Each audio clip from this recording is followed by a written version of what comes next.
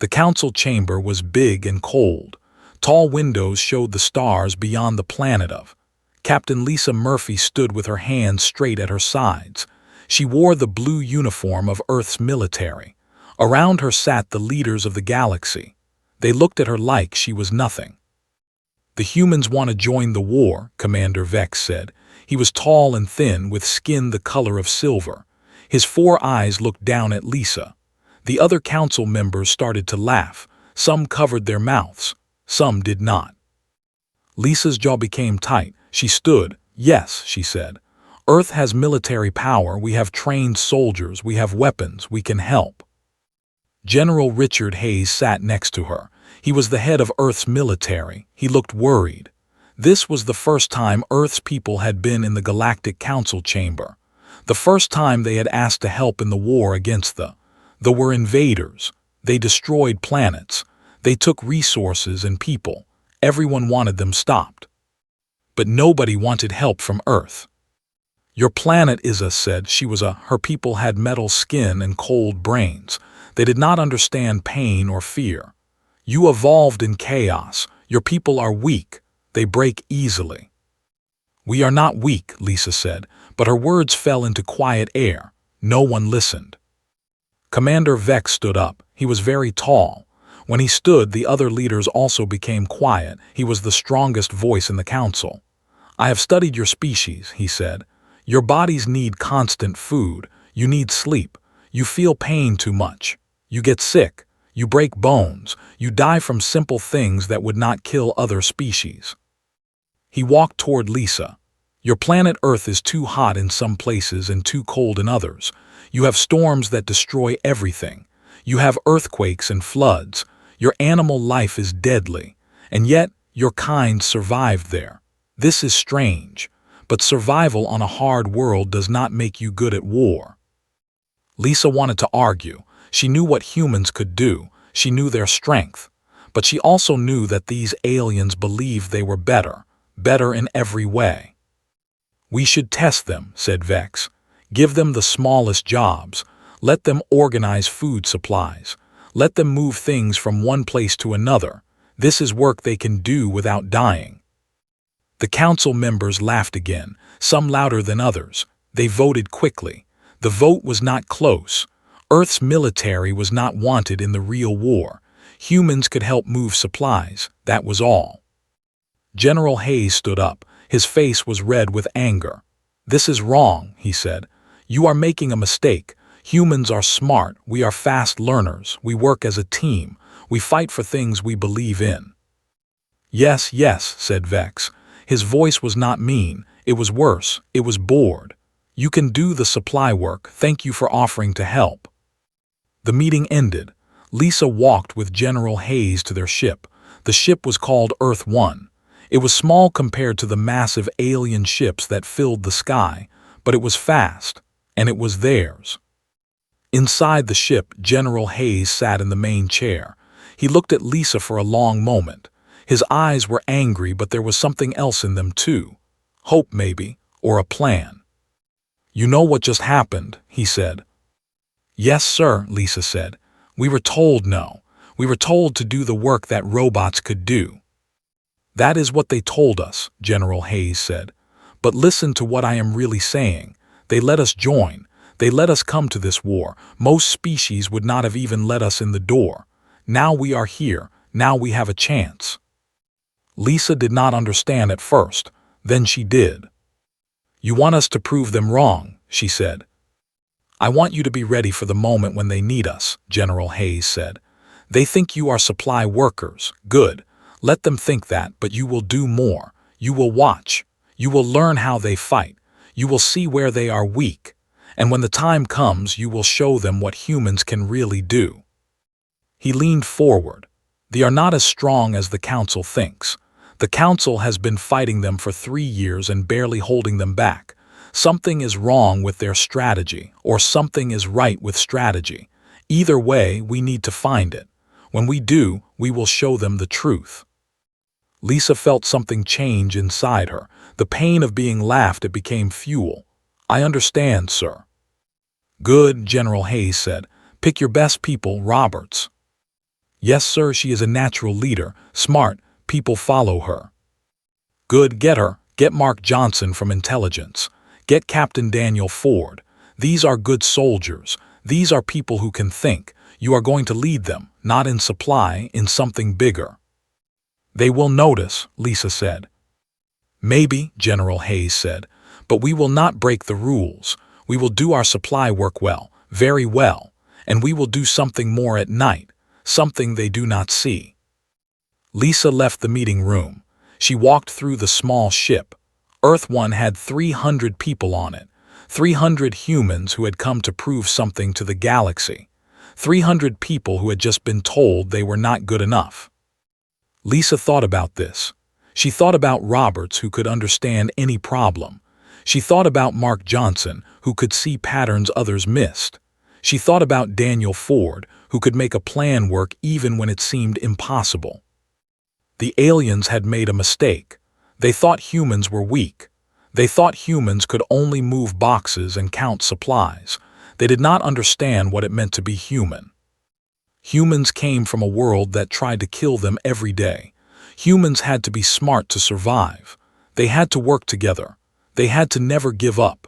They had to care about each other because alone they would die. Lisa looked out the window at the stars.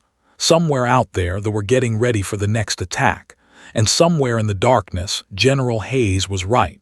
There was something the aliens had not seen, something humans could find, something humans could use. The laughing was over.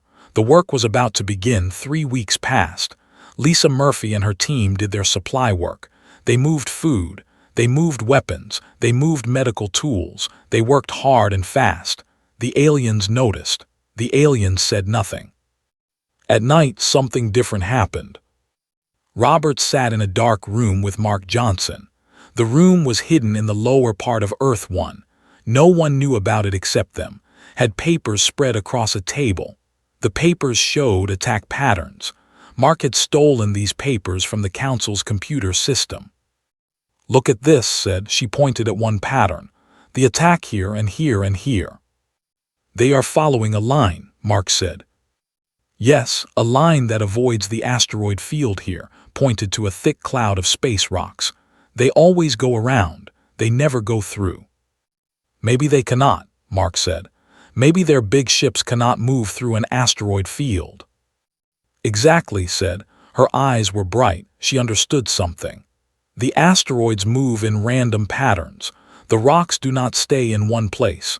A ship with a computer brain would need to calculate every move. It would take too much time. But a human pilot, Mark said. A human can react fast. A human can feel the danger and move without thinking. A human can go through an asteroid field because the human brain works different from a computer brain. Lisa walked into the room. She had been listening. You are saying we can beat them in an asteroid field? Yes, said, but only if we are fast enough. Only if we have pilots who are brave. Only if we have ships small and light. Lisa thought about this. We have ships like that, small fighters, fast. The aliens think they are too dangerous for humans to fly. The aliens are wrong, said, again. Mark pulled up more information on the computer. There is an asteroid field 4 systems away. They have a supply base near it. They send ships through the safe route, always the same route, always at the same time. We could stop them, Lisa said. We could stop one of their supply ships. We could, said, and they would notice. Lisa knew what this meant. If they attacked a ship, the Council would know. They would be breaking their agreement. They were supposed to do supply work only. They were not supposed to fight. But if they did nothing, more people would die. Humans, aliens, everyone, and the war would go on and on. Tell me what you need, Lisa said. Smiled, I need volunteers, I need pilots, and I need you to talk to General Hayes. 4 days later, 200 humans stood on a flight line. They wore flight suits. Some were scared. Some were excited. All of them wanted to fight. Lisa stood in front of them. This is dangerous, she said. Some of you will not come back. They are strong. Their weapons are powerful, but they think we are weak. They think we are supply workers. They do not think we can fly through an asteroid field in real combat. They are wrong." She paused. "We have found a way to stop them. We have found a weakness, but we have to be smart and brave. We have to fly faster than they think possible. We have to think faster than their computers. We have to want this more than we want to stay safe." A young pilot named raised his hand. "I will do it," he said. Then another pilot stood up, then another. Soon all 200 were standing. That night they flew toward the asteroid field. The supply ship did not see them at first. It came through the safe route, the way it always did. The ship was big and slow. It carried fuel and weapons and food for soldiers. Lisa flew her fighter toward it. Around her, 199 other human pilots followed.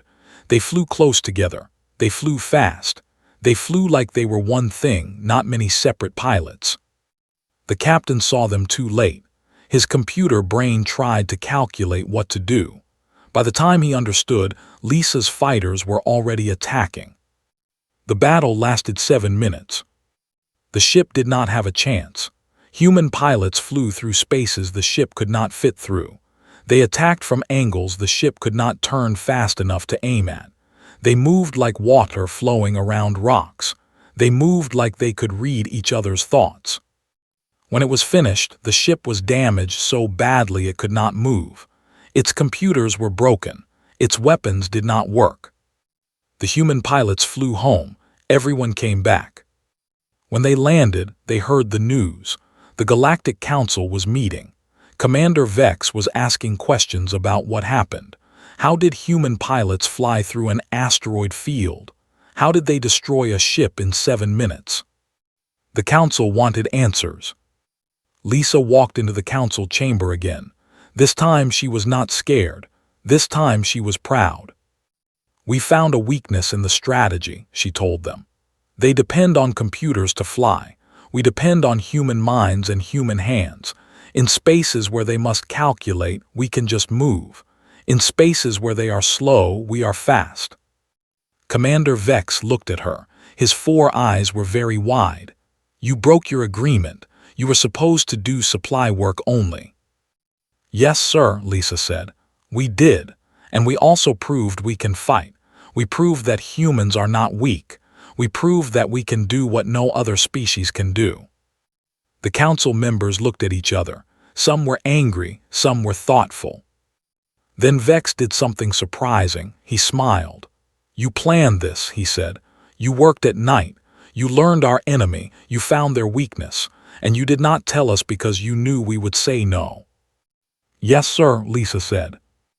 "This is good," Vex said. "This is very good. This is the kind of thinking that wins wars. The council was wrong. I was wrong. Humans are not weak. Humans are dangerous in a way we did not expect." He stood up. "I want to make a proposal. I want Earth's military to lead a new kind of operation. I want humans to find all the weaknesses in strategy. I want humans to fight in the ways only humans can fight." The other council members did not laugh this time. They voted. The vote was unanimous. Earth's military was now a real part of the war. Lisa walked out of the council chamber with Roberts, was smiling. Mark Johnson was waiting outside. "They are going to let us fight," Mark said. "Yes," Lisa said. "They finally understand we are not weak, we are different, and different is exactly what they need." She looked at the stars. Somewhere out there, they had no idea what was coming. No idea that humans had just changed everything. No idea that the galaxy would never be the same. The laughter had stopped. The respect was starting. Lisa Murphy became a field commander. This was a big change. She now had 5,000 soldiers under her command. She had authority over all human military forces in the war.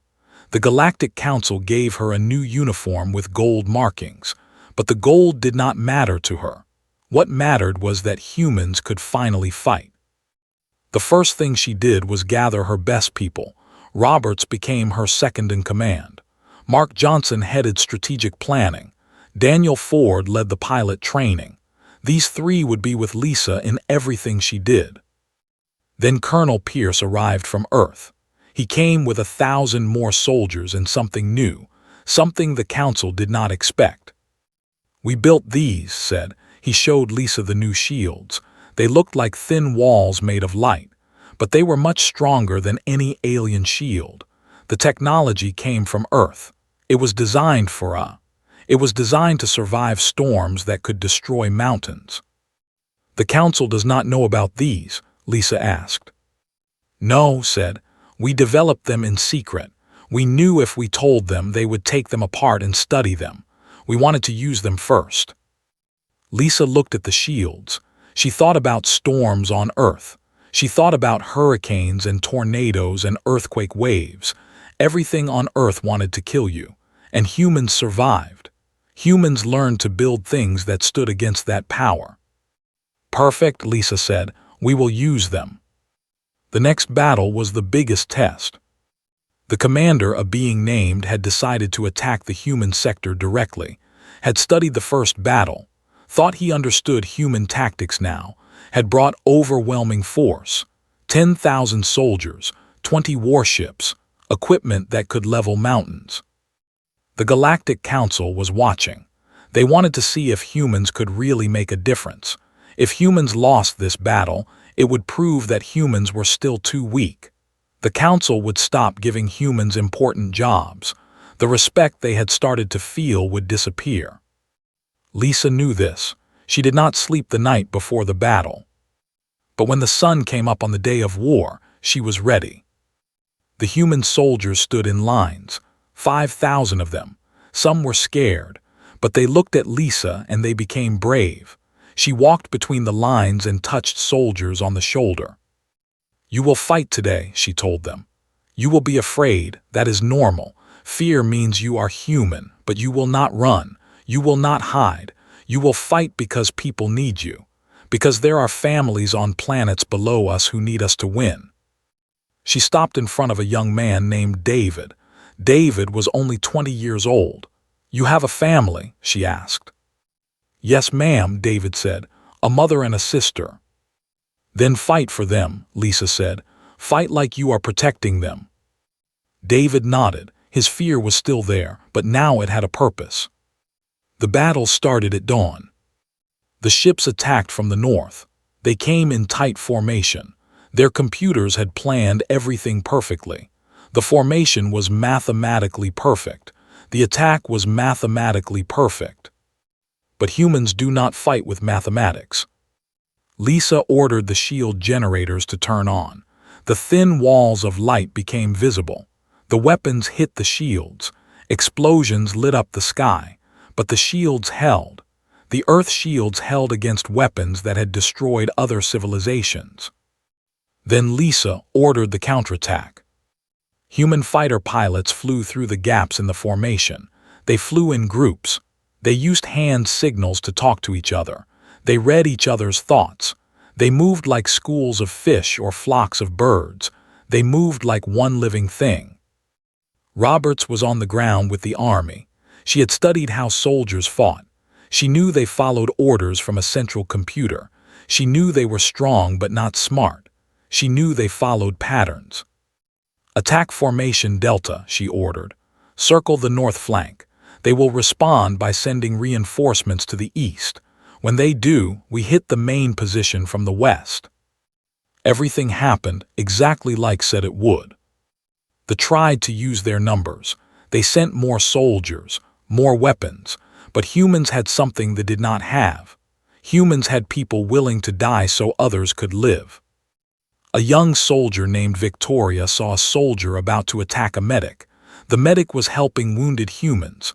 Victoria jumped in front of the medic. The weapon hit Victoria. She fell. But she fell in a way that let the medic escape. She fell in a way that let the medic save 10 other lives that day. This was something could not understand. This was sacrifice. The battle lasted 3 days. On the first day, humans held the line. On the second day, humans pushed the back. On the third day, they were running. They left behind broken ships and broken weapons. They left behind soldiers who could not believe they had lost. They left behind something more important. They left behind proof that humans could fight. But the cost was high. When the shooting stopped, 800 humans were dead. Another 1,000 were wounded. The medical centers were full. The mourning was real. Lisa walked through the medical center. She saw soldiers with missing arms. She saw soldiers with burns on their entire bodies. She saw soldiers sleeping forever. At the end of the last row, she found Roberts on a bed. Was badly hurt. An explosion had caught her when she was helping refugees escape. The refugees were safe because had pushed them to safety first. "How bad?" Lisa asked the doctor. "She will live," the doctor said, "but she will not fight again, not like before." Lisa sat next to. "You saved them," Lisa said. "I did my job," said. Her voice was weak. "No," Lisa said, "you did more. You chose them over yourself. That is human. That is what we are." Commander Vex came to the medical center. He walked slowly through the rows of wounded humans. He looked at each face. He saw the pain. He saw the determination. He saw the sacrifice. When he found Lisa, his expression was different. His eyes were softer. "We made a mistake," Vex said. "We thought strength came from weapons and technology. We thought strength came from being unfeeling. We did not understand that strength comes from caring. Strength comes from willingness to die for others." He looked at the wounded humans. "Your people are not weak.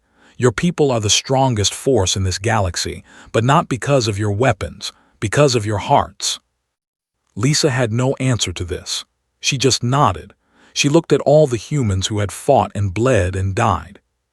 She thought about Victoria, who had saved the medic. She thought about the 1,000 pilots who flew through impossible spaces. She thought about who had given everything to save strangers. This was what it meant to be human. This was what the galaxy had not understood, and now they would never forget. Mark Johnson stood in the operations center. Screens showed the damage from the 3-day battle. 800 humans were dead. The numbers were small compared to the millions of other species who had died in this war, but these were human numbers. These were Lisa's people. A junior officer named walked up to Mark. Was very young, maybe 18 years old. He had volunteered to join the military just 6 months ago. "Sir," said, "there are refugees trapped in the southern sector. They are behind lines. They do not have much time." Mark looked at the maps. The southern sector was controlled by. It would take days to reach them by normal routes. The refugees would be dead by then. He thought about Roberts. He thought about how she had saved the refugees even though she was hurt. He thought about sacrifice. Mark contacted Lisa. Lisa was in the medical center, sitting with wounded soldiers. "We have a chance to save people," Mark said, "but it is dangerous." Lisa came to the operations center immediately. When Mark explained, she did not hesitate. "I will go," she said. "I will go," Mark said at the same time. "You have to stay here," Lisa told Mark. "You have to command if something happens to me." They both knew this was true. Mark had to stay. Lisa asked for volunteers. She needed a small team, fast, good pilots, brave hearts. 100 soldiers volunteered. Lisa chose 30. One of them was Ensign Cooper, was 19 years old. He had joined the military 6 months ago, just like.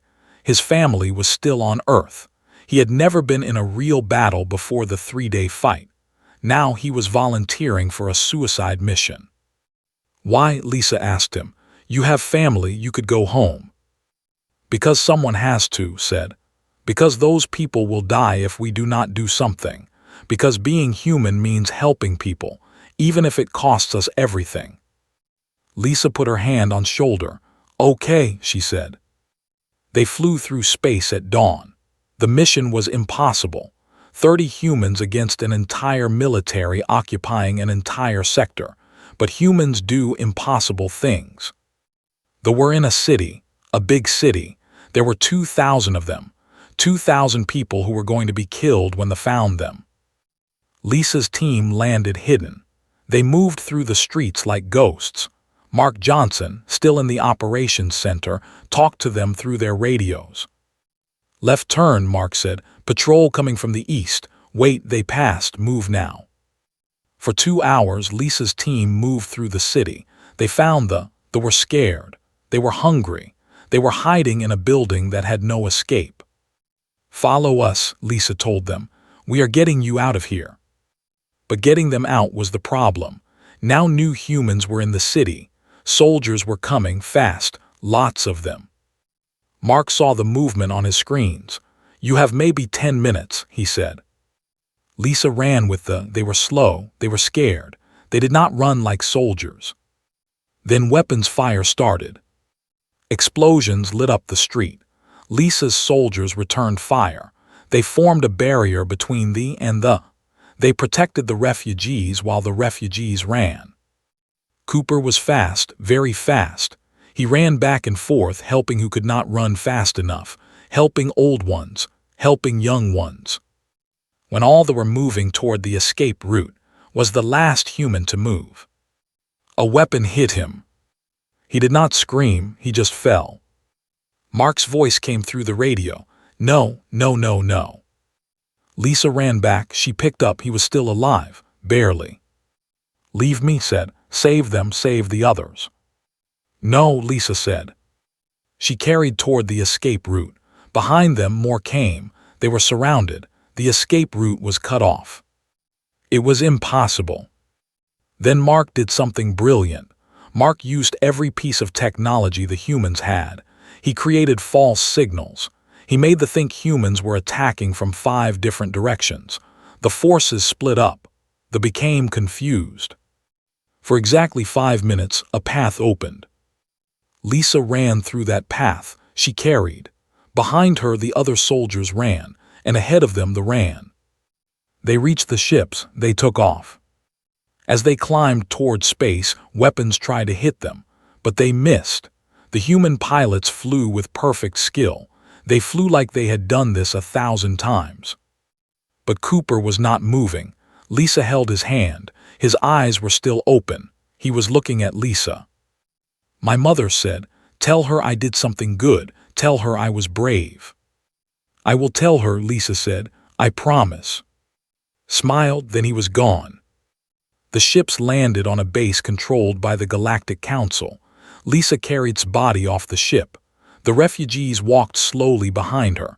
They were alive, 2,000 of them, because humans had been willing to die. Commander Vex was waiting. He saw his body. He saw Lisa's tears. He saw the refugees. "What happened?" he asked. "We saved them," Lisa said. "It cost us. It cost Cooper, but we saved them."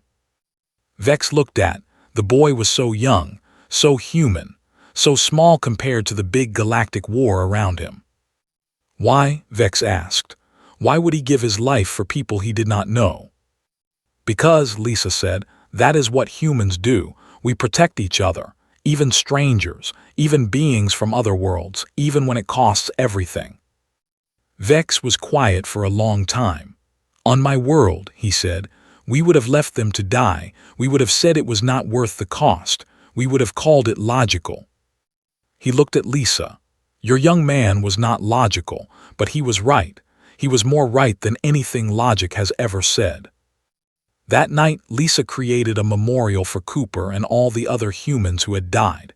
She created it in the space between the stars, a marker that would float forever, a reminder that humans had been here, a reminder that humans had cared.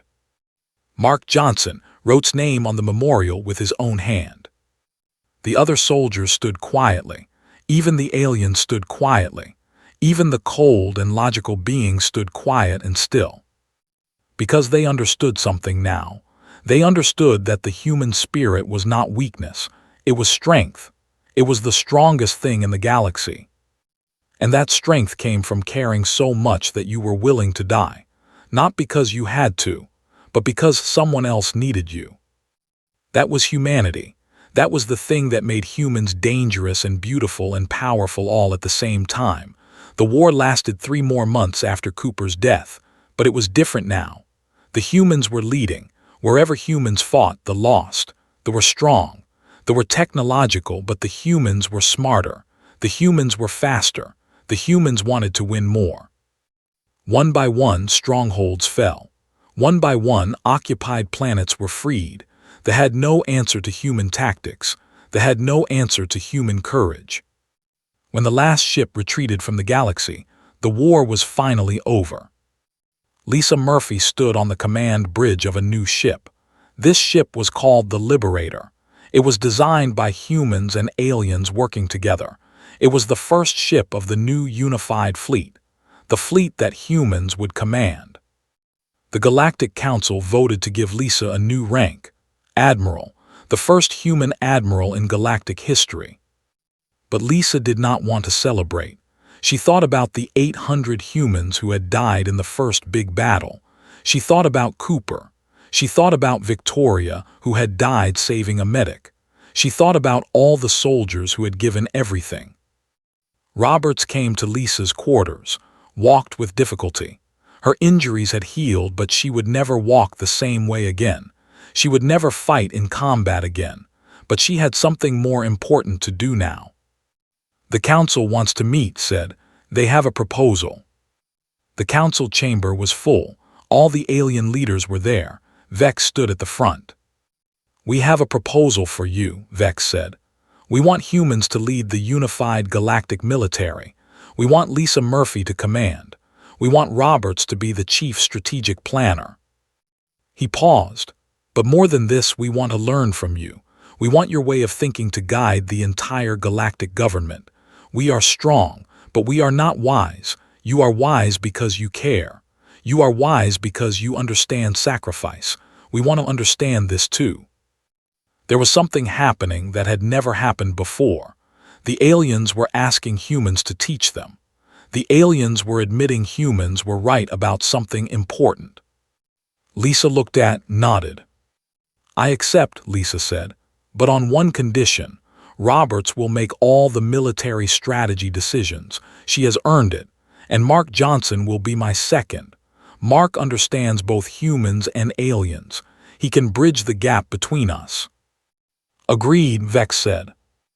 Mark Johnson walked into the chamber at that moment. He had been listening outside. He came forward and stood with Lisa. Three humans who would help shape the future of the galaxy. The vote was quick. The new structure was approved. Humans would lead, but not alone. Humans would work with all the other species, but humans would guide the decisions. The next event was bigger than the council vote. General Richard Hayes came from Earth. He came to the Galactic Center. He came to see what his soldiers had accomplished. Lisa met him in the spaceport. They stood together looking at the memorial wall. The wall had thousands of names, thousands of humans who had died, and among them Cooper. "I told his mother," General Hayes said. "I told her what he did. I told her that he saved 2,000 people. I told her that the galaxy knows his name." Lisa nodded. She could not speak. "You have changed everything," General Hayes said. "You and your soldiers. You have changed how the galaxy sees humanity. You have changed what the galaxy believes is possible." "They were laughing at us," Lisa said. "At the beginning they were laughing." "Yes," General Hayes said. "And now they are listening. Now they are learning. Now they understand that humans have something special, not because of weapons, because of hearts." He looked around the spaceport. Humans and aliens worked together. Humans led meetings. Humans made decisions. Humans taught other species how to think differently. "We did it," General Hayes said. A month later, Lisa stood on a balcony. The balcony looked down on a vast training ground. Thousands of soldiers were training. Human soldiers who had switched sides, soldiers, beings from 100 different worlds. And they were all learning from humans. The soldiers learned human tactics. The soldiers learned human courage. The soldiers learned that strategy was not cold calculation. Strategy was understanding what your enemy wanted. Strategy was being able to think like them, feel like them, understand them. Lisa's communicator buzzed. It was Mark Johnson. "General Hayes wants to talk to you," Mark said. Lisa activated the communication. General Hayes's face appeared on the screen. "I have a message from Earth," he said. "The World Council has approved something new. We are going to send more people, more soldiers, more teachers, more builders. Humans want to help the galaxy rebuild. Humans want to be part of this new order." "That is good," Lisa said. "We have much work to do." "You have done something impossible," General Hayes said. "You took a species that the galaxy thought was weak and made them leaders. You proved that compassion is a strength. You proved that sacrifice creates respect. You proved that the human way is the right way." Lisa looked down at the soldiers' training. She thought about the journey they had taken, from being laughed at to being trusted, from being told they were too weak to being given leadership, from being supply workers to being warriors and teachers and leaders. "They were wrong about us," Lisa said. "They said we were weak because we felt things. They said we were weak because we cared, but that was our strength all along." After the communication ended, Lisa watched the sunset. The sun of this world was blue, very different from Earth's yellow sun, but it was beautiful. It showed that different things could be beautiful. Different things could be valuable. Roberts joined her on the balcony. "Mark said you were here," said. "I was thinking about," Lisa said. "He was so young, he never even saw Earth as an adult. He never got to go home." "No," said, "but he changed the galaxy. He showed them what it means to be human. His sacrifice meant something. It meant everything." They stood together in silence. The stars came out. The same stars that had witnessed humans being laughed at. The same stars that had witnessed humans changing everything. Lisa thought about what they had accomplished. 800 humans dead, but 2,000 saved. 100 worlds freed. A galaxy that now understood what humans could do. "Do you think they really understand?" Lisa asked. "Do you think they really see that we were not weak?" "Yes," said. "They understand now. They see. They see that humans can do what no one else can do. We can lead with our hearts. We can make hard decisions because we care about people. We can inspire others to be brave." The memorial wall glowed in the darkness. Cooper's name was there. Victoria's name was there. All 800 names were there. 800 humans who had given everything. "We should never forget them," Lisa said. "We will not," said. "The galaxy will never forget them. The galaxy will never forget what humans did. The galaxy will never forget that you came as supply workers and left as leaders." Lisa smiled. It was a small smile, a sad smile, but it was also a smile of pride. The humans had done it, against all odds, against all the laughter and doubt, against all the disrespect and dismissal. They had done it. They had shown the galaxy that the greatest strength was not found in weapons or technology or cold logic. The greatest strength was found in the human heart, in the human willingness to sacrifice, in the human ability to care about others, even strangers, even enemies. The laughter had stopped long ago. Now there was only respect. There was only learning. There was only the future. And humans would lead the way into that future. Not because they were the strongest, but because they understood something that no other species understood. They understood that to be strong, you had to be willing to be vulnerable. To be brave, you had to be willing to be afraid. To lead, you had to be willing to serve. That was humanity. That was what the galaxy had finally learned to see. And it was beautiful.